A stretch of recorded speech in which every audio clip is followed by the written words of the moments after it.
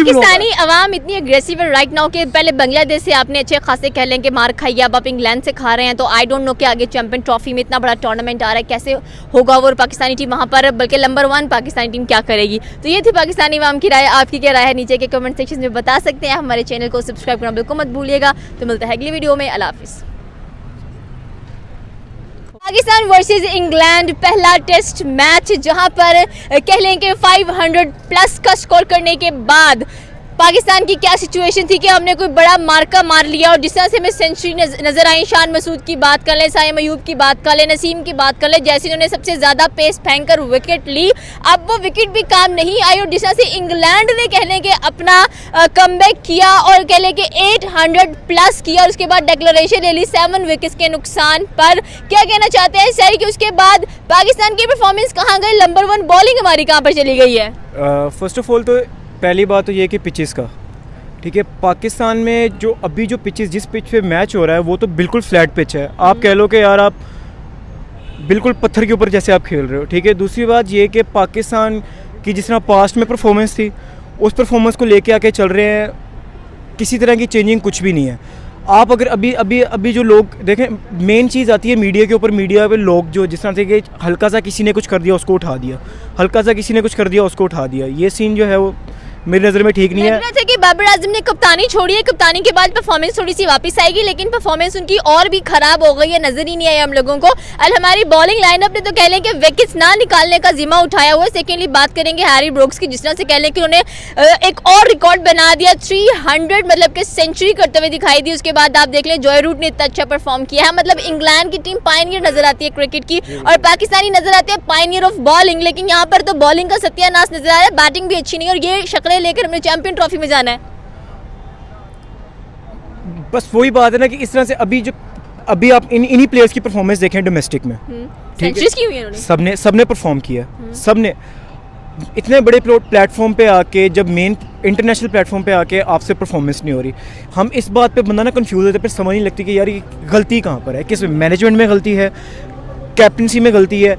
Captaincy change करके देख ली, management change करके देख ली, अब तो एक ही बात समझ आती है कि यार या तो मैनेजमेंट और प्लेयर्स की आपस में नहीं बन रही, या तो जो प्लेयर्स हैं वो उस तरह से एग्जीक्यूट नहीं कर रहे प्रोग्राम को।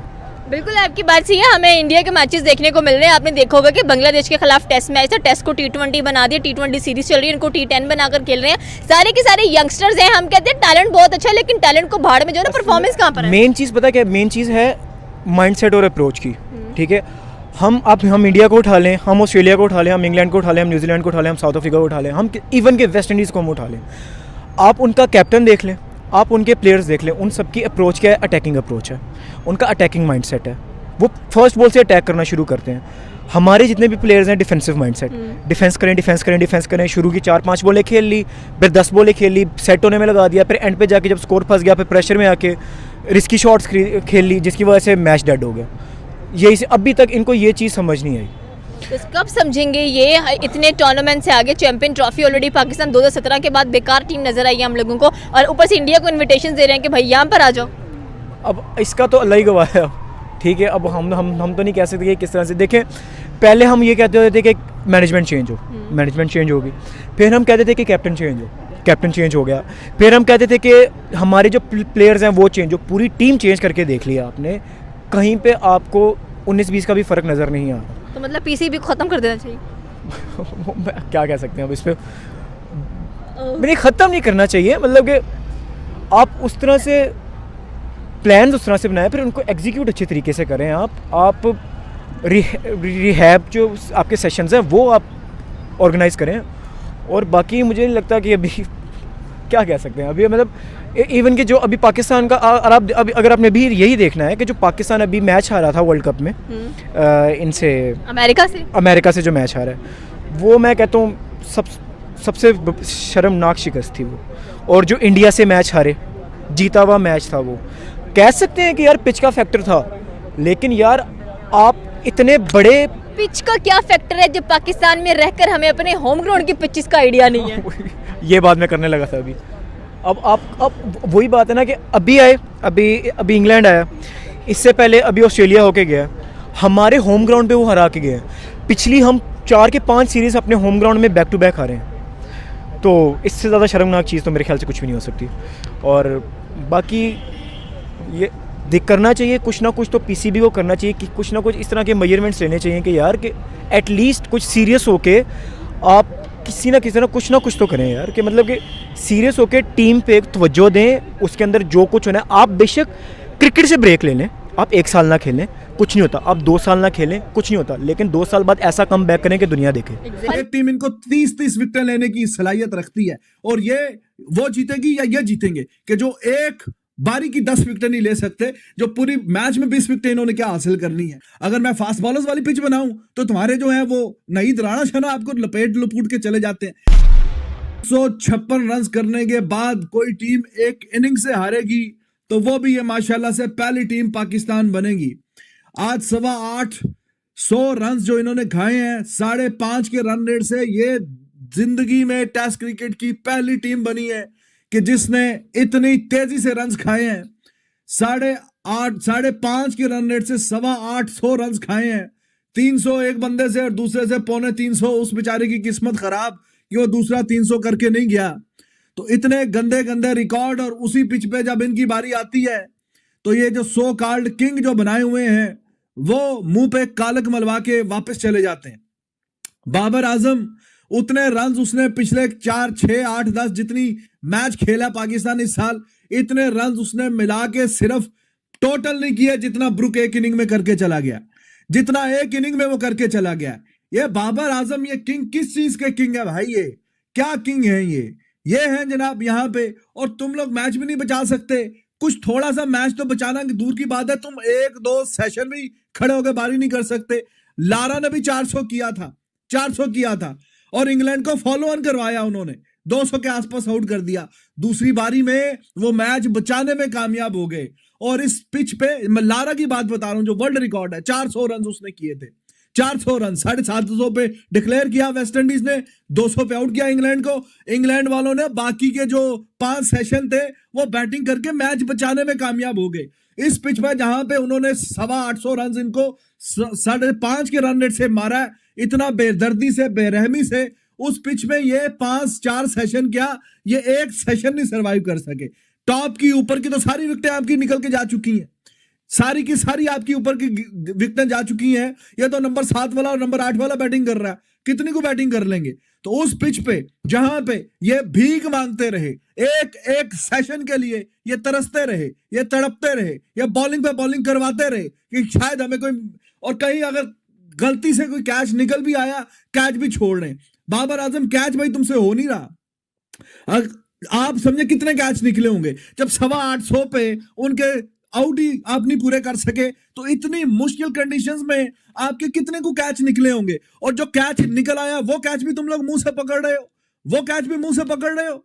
ना तुमसे कैच होते हैं, ना तुमसे कप्तानी होती। ये जो सारा, ये जो लानत और कालक मुंह पे हर सीरीज में मली जा रही है, चपेड़े लग रही हैं, ये सारे का सारा जो निजाम है, ये हिसाब किताब है, ये बाबर आजम ने शुरू करवाया। बाबर आजम की कप्तानी में ये काम हुआ है। ना उससे कप्तानी हो सकी, कप्तानी में भी रुसवा, कप्तानी में भी बेशर्मी, कप्तानी में भी बेहयाई, और वो कप्तानी से जान छूटी है। बैटिंग भी बिल्कुल भूल गया कैसे करनी है। बैटिंग तो चलो छोड़ो, कैच और जल्दी शायद जान छूट जाती है हमारी थोड़ी सी। वो यहाँ पे यही तरीकाकार था इंग्लैंड का। उन्होंने 200-250 रन ऊपर डालने थे और इनको बोला था आज बेटा बैटिंग करने के लिए।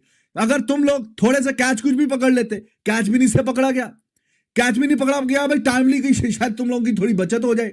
वो मजीद रन, ऊपर के ऊपर रन, ना कैच पकड़ सकते हैं, ना कप्तानी, वो भी जान छूटी, ना कोई बैटिंग। यहां से कितनी 16-17 बारियां हो गई हैं। एक 50 भी हो इस पिच पे जिसका 50 नहीं आ रहा। 2-2 बारियों में ना रिजवान से कुछ हुआ, ना बाबर से कुछ हुआ। वही मोस्ट डिपेंडेबल बैट्समैन समझे जाते हैं ना पाकिस्तान के, वही किंग है, वही वजीर है, वही सुपरमैन है, वही सारे हैं। तो ये सारे जो हैं ये ऐसे सुपरमैन है बगैर अंडरवेयर के।